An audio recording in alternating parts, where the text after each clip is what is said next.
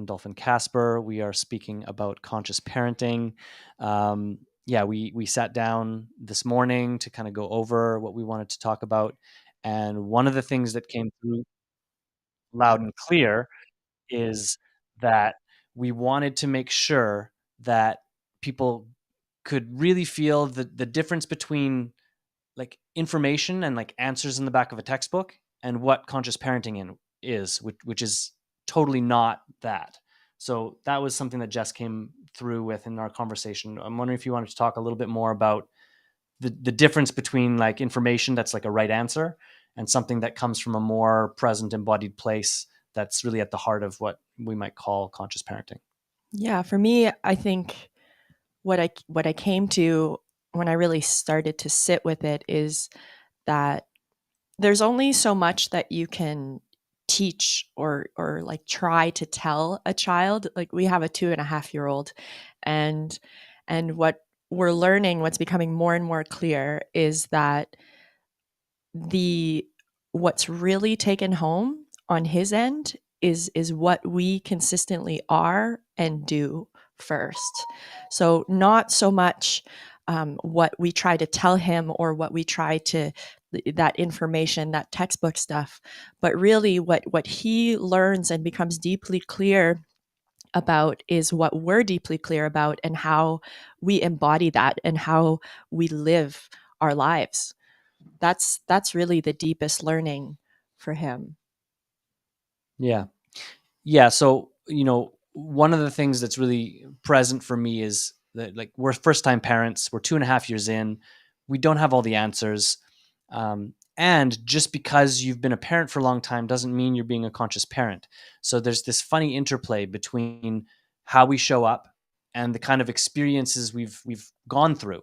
And that for me to be a really effective conscious parent, you need both. Or like to be a really incredible parent, you need both the presence and the conscious awareness, and you need to over time learn how to show up for your child.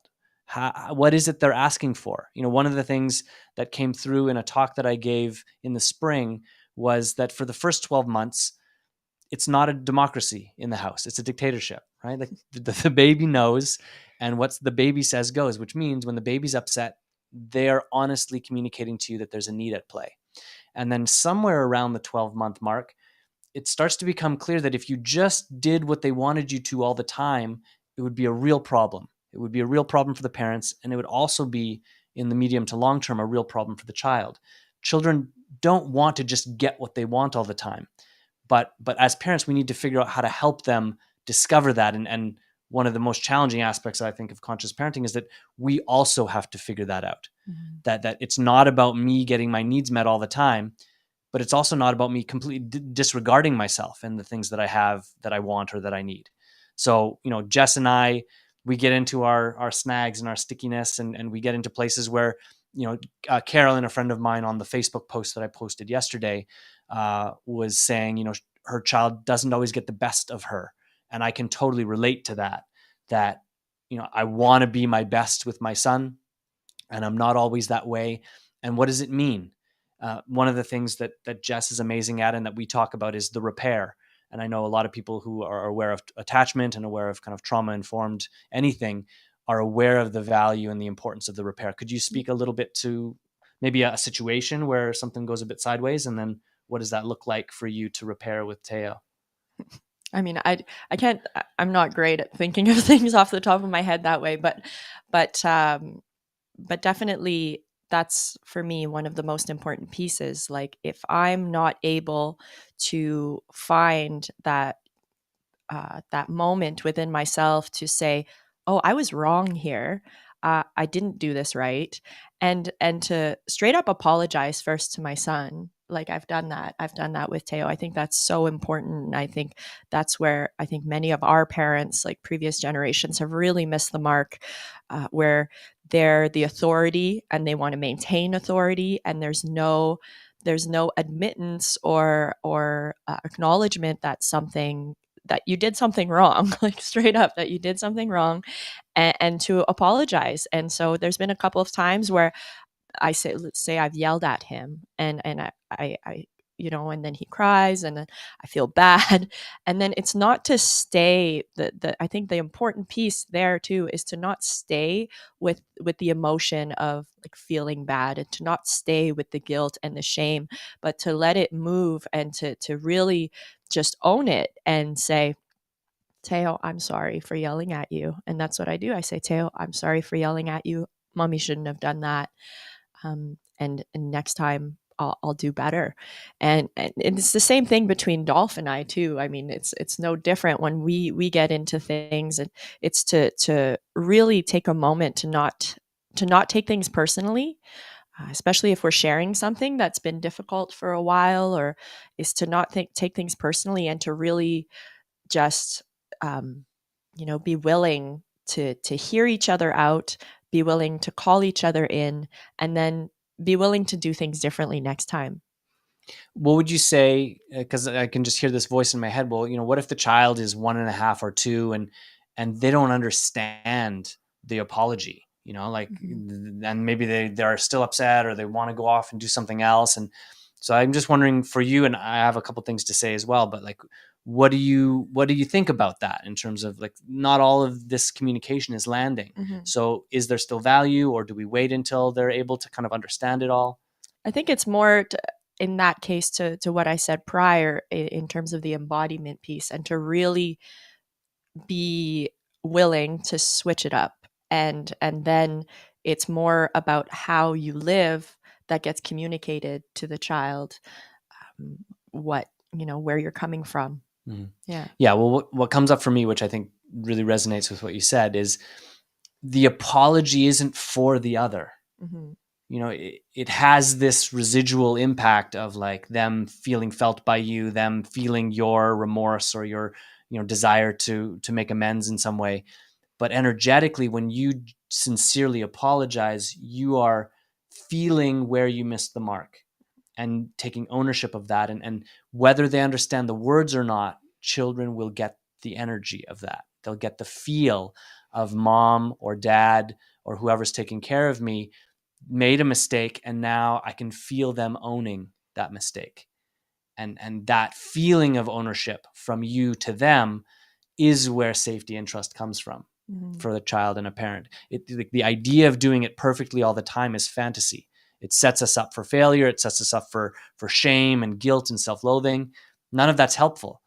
But it's also not helpful for us to pretend as though we're perfect and not take ownership when we've made mistakes. So it's this interesting interplay between knowing we're fallible human beings that will keep making mistakes, and we're able to be incredibly high integrity with, once we recognize that that's so, what does it look and feel like for me to own that and to clean that up with my child?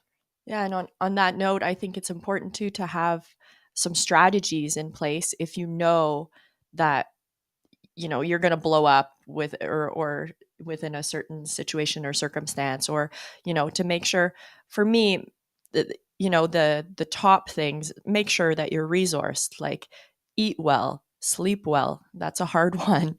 If you can't sleep well, what can you do to get a nap in? Can you nap when your kid naps? If not, can you find someone to come help out so that you can get a bit of sleep? I think it's so. I think that now I've spoken with a lot of parents, and I've been hearing a lot that it's really hard for people to ask for help. And I think that for us, like, we're so well supported and we're so well surrounded, and I was like militant in the beginning to make sure that that was so. We're part of a few communities that really hold us, and I will ask when I need something. I will. Can I talk a little bit about that, and then I want to give it back to you Sure. around the pre-birth work that you were doing and the gathering of resources and setting things up. So one of the things that I work with people a lot in my coaching work is looking at life as having 3 primary domains where we can influence. So there's the outer domain. This is the domain of circumstances, the people, places, and things in our life, how things are out there. And we can indirectly influence and impact that outer world.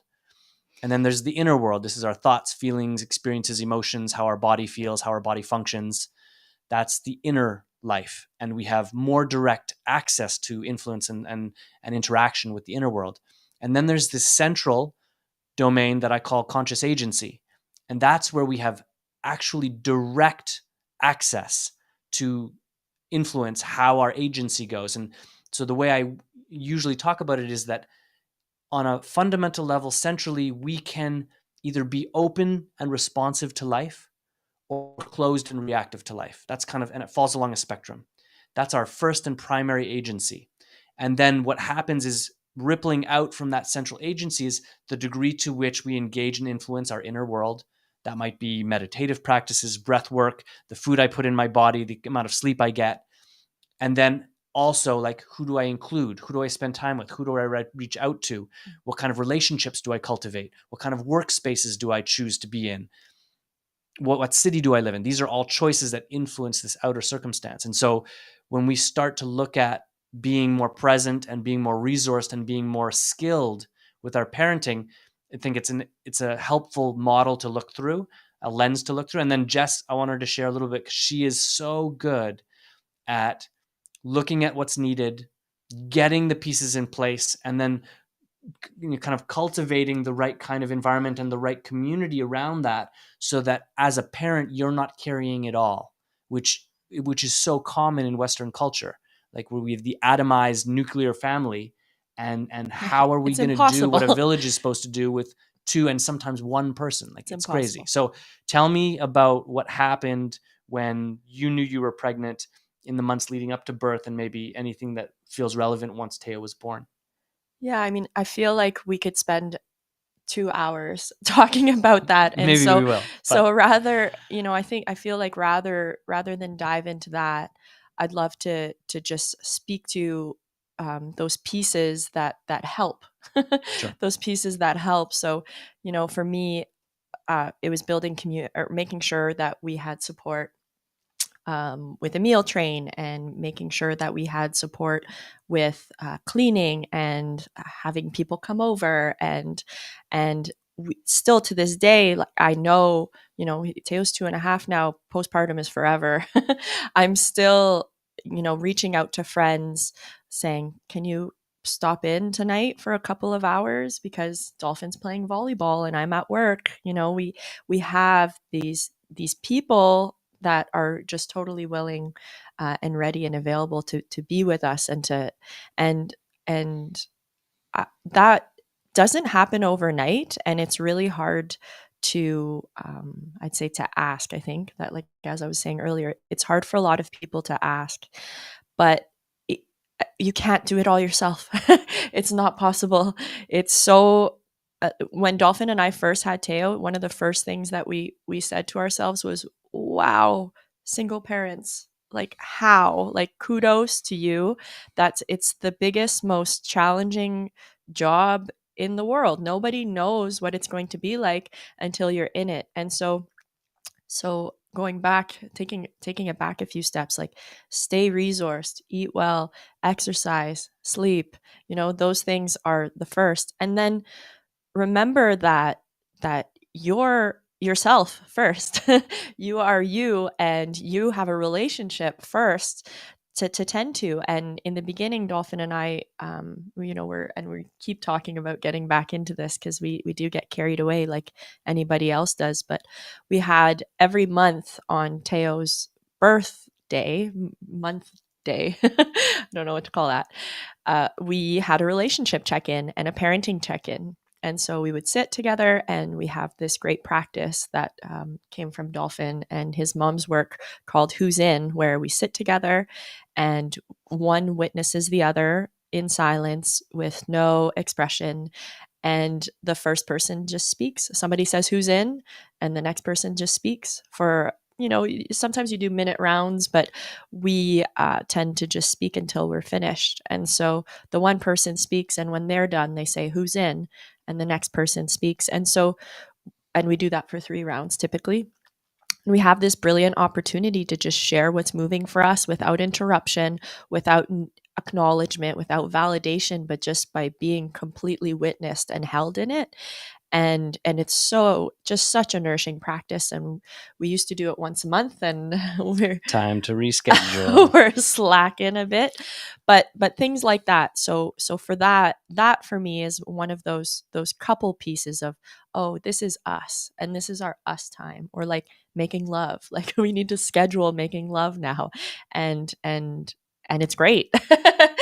And but those pieces, like what is it that makes you you first? Because if you're not tending to that, it's so easy to get lost in mother or father or whatever this this role this that you've created, or that you know society has created for us, and that we think we should do.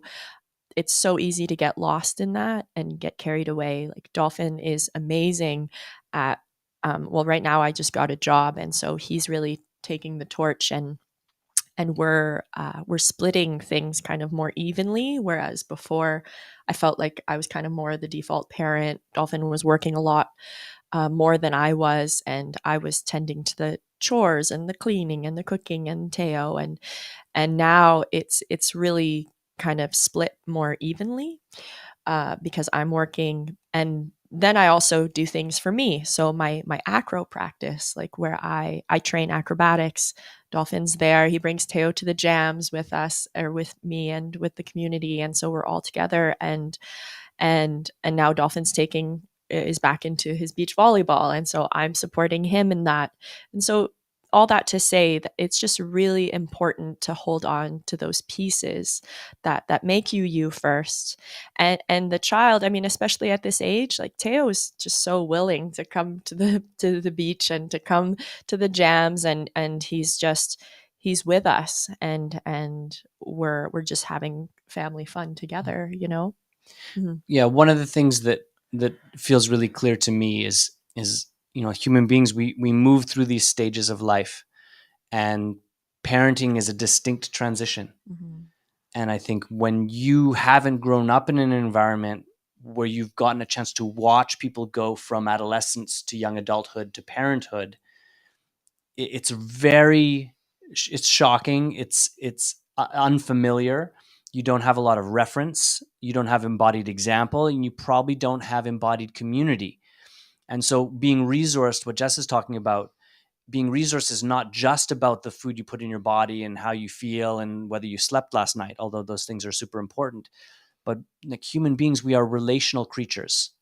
And so if we don't have relationships with other people that are along that long spectrum of stages of life, where we have people newly come into the world, and young children and older children and adolescents and young adults and young parents and older parents, and the elders of our communities, that kind of web feeds us in ways that we can't even imagine, and that a lot of people from more of a Western individualist perspective don't really think about. And so here's something that I think is really important for us. There's a lot of growing up to do to move from being an adult to being a parent. And for some people that transition is somewhat expected, and they're ready for it. They're ready for the shift in responsibility, the shift in how much less space and time you have to do your own thing. But what's also important is that if we look around, if we transition from being an adult to being a parent, and we look around and we don't have those people we can just reach out to and say, hey, can you come over and look after so-and-so for a couple of hours, or so-and-sos if you have more than one, that's a time to really stop and go, why is it as an adult in this world I don't have a community of people I can implicitly reach out to and say, hey, I need help, and to get that help. And there's no quick fix for that. But what that reflects to me, and maybe this is something we can touch on now, or for sure we'll do a live like this again. We carry our unresolved stuff into our parenthood. Period. Anything you are carrying that didn't get resolved when you were little, it's there. Whatever you're aware of, and there's probably all sorts of stuff you're not aware of. And it's going to come through, and your child is going to find those spots in you, and they're going to poke at them. And so if you aren't ready and willing to be poked in that way, and ready and willing to own what comes forward as you do get poked, you're going to struggle. And even if you are ready for that, and you don't have a network of community to reach out to be with, to to find support from, to get support from, it's going to be a big struggle. And so this is an urgency, not an urgency. This is a strong encouragement and invitation for people. If you're thinking about being a parent and you're not there yet, or you are a parent and you notice this dynamic where you don't have that kind of community, you have some work to do. You have some work to do to cultivate the parts of yourself that allow you to create sustainable, nourishing relationships with other adults. And it's not to say that the environment that you're in, and there's intersectionality with these things, and of course, like, the society that we're in has an impact on that, and it's more challenging for some than it is for others, for sure, for a myriad of different reasons. And there are things that you can do. Again, I think in that piece too, it's about not sinking into this space of, oh, I don't have it, I can't do anything, I'm stuck, to get kind of caught in that rumination or get caught in that helplessness, when there are things that you can do no matter where you're at, no matter what the circumstances. There are things that you can do to improve that situation or that circumstance. Yeah. And that's where, for all of us, we live in a world where there's just so much information, and maybe some of us have those living mentors and friends and supports in our life. If you look around and you just don't see those people directly in your life, what's almost certain is that there's a book you've read, there's a podcast you've listened to, there's a YouTube video you've watched. And in that, there are people in the world that you have been fed by. There are people in the world that you've gotten knowledge and information from that's made a difference for you. And your job is to, even if that's all you do, is like, reach out to them, send them an email, read their other book, watch their other podcast, start to link together networks of, even if it just starts as digital, networks of people and access to information and wisdom that feeds you in some way. And then what'll probably start to happen is you'll notice, oh, there's someone in my community that's doing that same kind of work, or there's a program I can plug into, or there's a course I can take, or there's, some kind of community support that's available. But you have to start laying the groundwork for inviting more of that kind of wisdom and more of that kind of support into your life. I'd love to take this opportunity, this moment here, to invite you into the chat. If you haven't, if you're so far, do we have? It's hard for us to see right now. Steve's going to let us know at the end if there's anything for us to respond to. So get into the chat. If you're watching, let us know, ask a question. If you have something that you don't agree with or you want to push back, we love that. And this is something that we know is going to be an ongoing dialogue. It's going to be something we want to keep coming back to. We're going to continue to grow and evolve as parents. And we hope. What do you mean? Well, I mean, that joke is half funny and half real, right? Totally. It's not a given that you're going to get better. Exactly. Getting better, it's like if you don't play basketball, you're not getting better, right? You can think about it all you want. You got to get on the court, or you got to get on the field, or whatever your metaphor is. And so what does that look like? Maybe we can get a little bit more into some practicals. Like what are some wins we've had, things we've come up with that we feel like, oh, like that makes a really big difference for us now with Teo. In relation to just like parenting. Yes. Like, I'll give you one. Just okay. So early on, when he was young, and there wasn't really, he didn't have language yet, but he definitely wanted certain things. He would say, no, he would just, when we're driving. So we would drive, and usually it'd be good for about a half an hour or so. And then he'd start to get a little bit antsy and he'd want entertainment. So then, driving, trying to entertain him. And then we started to play this game that totally worked for a time. And it's like, oh, do you want this? And I would hold something up and he'd say, no, because he'd be kind of grumpy. And then I'd say, oh, do you want this? No. Oh, do you want it? No. Oh, do you want it? No. And then his no would start to soften. And then he'd start to kind of enjoy saying no. And then at a certain point, he'd say yes. And then he'd be happy for another 15 or 20 minutes to just like play with the thing that he said yes to. And so that was just one of these things where we were in a space of like, what do we do here? What do we do here? And in a way that is indicative. It's central to conscious parenting. is that you don't have all the answers. There's no way you can have all the answers. And anyone who says they do doesn't know what they're talking about. Run away. Don't listen to It's a them. creative discovery in the moment of what is being called for. It doesn't mean there aren't theories. It doesn't mean there aren't principles you can live by. But I think that's the best place to go. Is like, what are the principles we know we can live by? So I'll say a few if you want to add any kind of parenting wins or principles that you live by with Teo. So being present and available, which means like I'm really there with what's going on. I'm really there with myself and I'm there with you at the same time. Mm-hmm. That is like with kids, with babies, it's everything. Everything grows out of that. Play. Can you find ways for what is going on to be playful instead of being serious or sharp or like controlling? Mm-hmm. Creativity. Don't have the answer already. So these are some principles that if you make those central to how you operate, I think it'll take some of the pressure off of you if you're the kind of parent that thinks you need to always do it right. But it's also going to make it more enjoyable for you and your child. So what are some wins? I love that example that you gave about. I'm not going to answer your question. Perfect. About how like the no and then the yes, Mm-hmm. and what I want to speak to that is that in that moment you're giving him a choice and you're empowering him. He feels like he has chosen it, and so he feels seen and validated and witnessed, And he has agency. and has agency. And I think that's really everything. Like, and that's during a big meltdown, I think. Okay, so you're circling back to the win. During a big meltdown, that's what energy to hold and what to be with is like, how can I empower him right now? He's having a really hard time. And it's to remember that too. It's so easy, I think, to get caught up in the, oh my gosh, like he's just been screaming for half an hour. We had that this morning with him but he didn't sleep very well last night. And so, he's just having a really hard time. He's 2.5. He doesn't know how to hold this. So how to empower him to hold that? Well, first, hold it yourself. First, don't lash out and don't be in the emotionality of it, but hold that calm and that sweetness and that space for him. Let him do his thing. I would try to put him down. He's like, no, don't put me down. And then I would pick him up and he would hit me. And I'd be like, okay.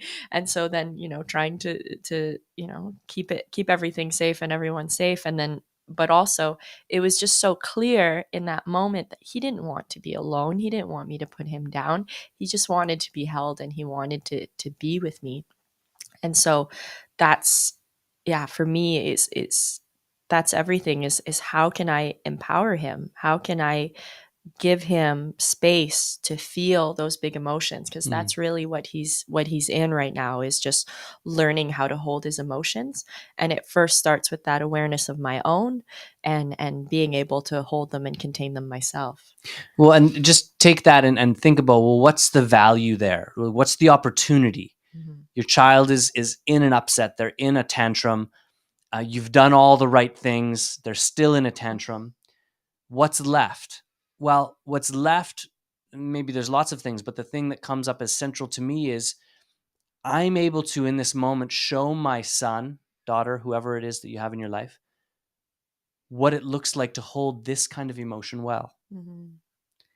And what's more important and valuable to a child?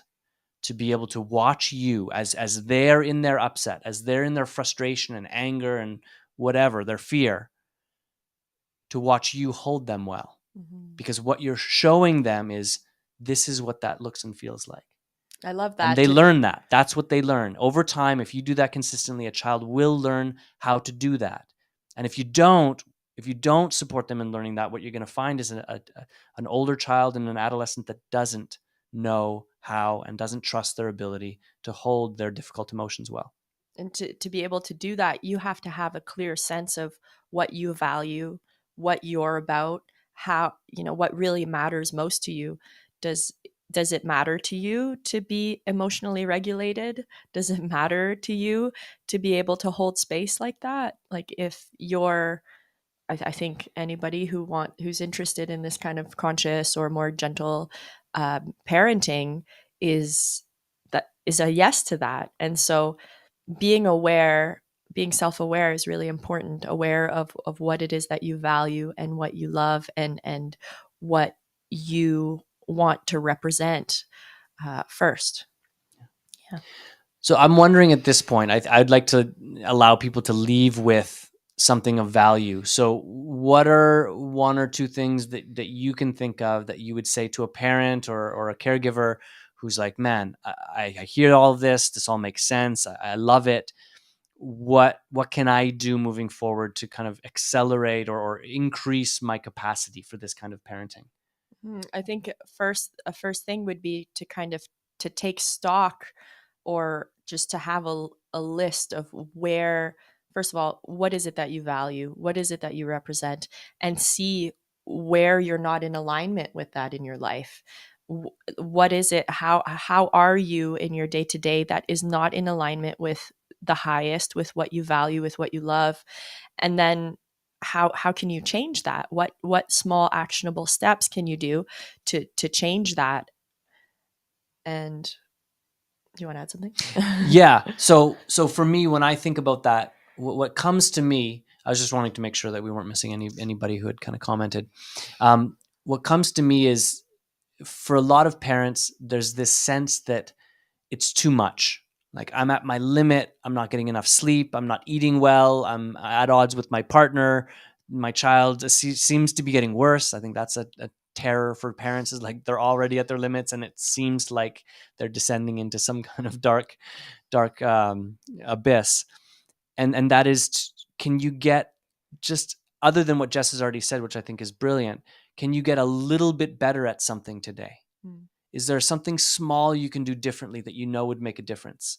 And the amazing thing about when we start to get good at identifying what are the most important things, because if we try to do it all, we're lost, and we're overwhelmed, and we don't do anything well. But if we can drop the idea of trying to do everything well and go, what are the things that would make the biggest difference with maybe the least amount of resource needed because I'm so tapped out. Brush your teeth. If we Take can your do if vitamins. we can do that regularly, right? Like, instead of just pressing through, can you take a 30-minute nap? Like, that might be the biggest difference you can make for yourself and your child. Or if you notice yourself eating crap, is there a way for you to adjust your diet a little bit and give yourself the nourishment you need? Is there someone that you know is available for you to reach out to for support and you just don't? Can you make time a couple times a week, if they're willing, and reach out and have a 20-minute conversation with them? Do you have a visualization or a meditation practice that you know when you do it regularly really makes a difference for you, but you're not making the 10 or 15 minutes a day time to do it? So these are examples. Like, don't choose 5 or 6 things. Choose one thing. Choose one small thing or one small moment you get into with your child regularly and say, today I'm going to do that better. Today I'm committed to doing that better, and that I'm going to allow that to be enough for me. I think that approach over the long term just creates incredible results. But we need to be willing to do it, and we need to be willing to slowly see the results of that over time versus some big, huge payoff in the short term. And maybe a last practice that I would offer is a practice that I think it was Brene Brown we pulled up recently, where she said, you know, what she does with her partner is she, you know, she'll say, oh, how much do you have in the tank right now? And they'll say, I've got 90%. And she'll say, well, I've got 20. And if she's got 20, then, you know, she can't show up in that way, in a way that is supportive. And so partner knows, okay, it's my time. I got 80. I got 80. I got you. I've got you. Yeah. That's it. And so, and it's, so to just have this kind of open communication with your partner, if you do have a partner, to just let them know, like, hey, I need you right now, or hey, like, I've got you, you know, and to just know where you're at. And sometimes, I mean, if you're not with someone who's very communicative, it's apparent in how they are. So if you can tell they're very overwhelmed and they're very anxious, or they're in a heightened emotional response or reaction, then you can say, hey, I can see that you're having a hard time right now. I've got you. And you can be with them in that. Yeah, and the one thing she adds, which I think is just human and practical, and that is sometimes you'll go, man, I am a 20 right now. And then your partner's like, I'm a 15. And what that means is the two of you need to sit down and figure out what needs to change, what adjustments need to be made so that 35 that you both have together is enough. Right. And that's tough because it means you have to let go of certain things, of doing certain things. And so that's just some takeaways that I think can be really valuable. That one's from Brene Brown. If you haven't already checked her out, she's incredible. I know we're going to do this again. And so I think for us to continue bringing certain parenting resources to the table is going to be good. I know Jess really loved the fourth trimester as an example of something for like young people thinking about parenting or very new parents to approach pregnancy and having a child as this whole postpartum period that really needs thought and care leading up to it. And so we have a question that I think we'll finish with. Yeah, for sure. And so the question is, how do you regulate yourself when you worry about the state of the world you are bringing your children up in? Mm-hmm. Great question. You want me to start? I can start. I can start, and maybe you bring it home. I'll bring it home. Take it away. One of my teachers recently said, "Don't mind." So first, just don't mind it at all, and that's really. It seems kind of counterintuitive, right? Of course, the state of the world feels like in total disarray. You're not sure what information you can trust. You're not sure what to do about X, Y, and Z that's crumbling and falling apart, and the state of the things. First, don't mind. Like, what is it that is in your immediate sphere of control and attention? Like, if I can't directly impact that thing that's out there, then I don't mind. That would be my first answer, my first kind of quick go-to. I just found that so brilliant. Yeah. Mm-hmm. Yeah. So it's a funny seeming contradiction anyway. You know, how do I better regulate myself? Well, the very best thing you can do if you want to become really well regulated is not need to be regulated, right? The anxiety is this interesting thing. Anxiety is a signal that something important, potentially a threat, is at play, and we need to be activated in response to it. We don't want to start to numb to or ignore our anxiety. That's not the solution. Sometimes, you know, to quote Chicken Little, the sky is falling, but mostly not. Mostly it's not. And in the modern Western world in particular, mostly the anxiety and the levels of stress we carry on a day-to-day basis is not reflective of the threat or the importance of the things that are at play. It's fabrication. It's self-created tension, pressure, and anxiety. And societally, I mean, and news, like the news outlets are totally geared to making us stressed out and to dysregulate us as well. Sure, but that, like, to make it about that is to make it about something outside of your purview, your direct influence and care. So even though the world is the way it is, and you're right about some of that, although I would argue that for pretty much everyone, we are wrong about most of what we think about the world, right? Most of what's going on in the world, we have no direct relationship with. So lots is going on out there. Some of it is relevant to be concerned about. But similar to what Jess said, what is the best I can do with what I directly am holding right now? Mm-hmm. And mostly that comes from first saying, it is the way it is. This kind of acceptance that Jess is talking about. And then some of the ways that are kind of more like practical and proven ways that we can regulate is, what can I do that shows me that my behavior, my choices, my actions are giving positive feedback around what I feel, because mostly we feel anxious about things we can't control. So if you can start to implement direct practical choices and actions in your life that better your life, that's a really good way to start to feel a little bit more solid. And the world out there is still the world out there. But I've watched people that spend most of their time, energy, and resources thinking and talking about the world out there. Meanwhile, in their own relationship with themselves, in their own well-being, in their own relationships, things are not well.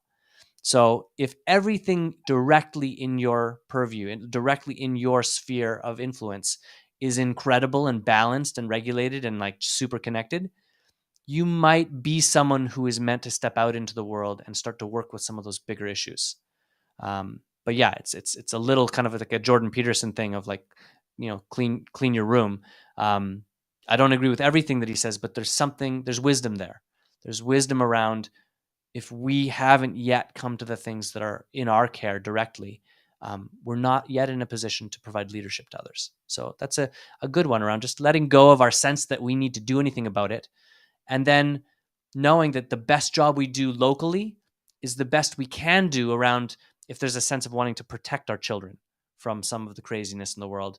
Well, they're here. So what do we want to arm them with? Fear and anxiety about it all, or a sense, it is, in some ways, it's a crazy world. And in some ways, it's an unsafe world. Okay, how do we make ourselves as safe as possible? How do we make ourselves as apt as possible to meet that world and do something meaningful with our lives? Beautiful. So that's it. For those that joined, thank you for being here. For the question, thank you for contributing. Continue to engage in the lives. We're going to continue doing these, and there's going to be opportunity for the community around RelationFlix to have a voice and to ask questions and to get involved. Some of these lives are being broadcast, so if you're watching this and you're not yet a subscriber to RelationFlix, come and check us out. It's RelationFlix, FLIX.com, and you can see the platform and see what we have to offer here. And Jess, thank you. Thank you for being my life partner and my parenting partner in all of this. Pleasure. Mostly. Thanks, everybody. Love you, Dolph. Love you.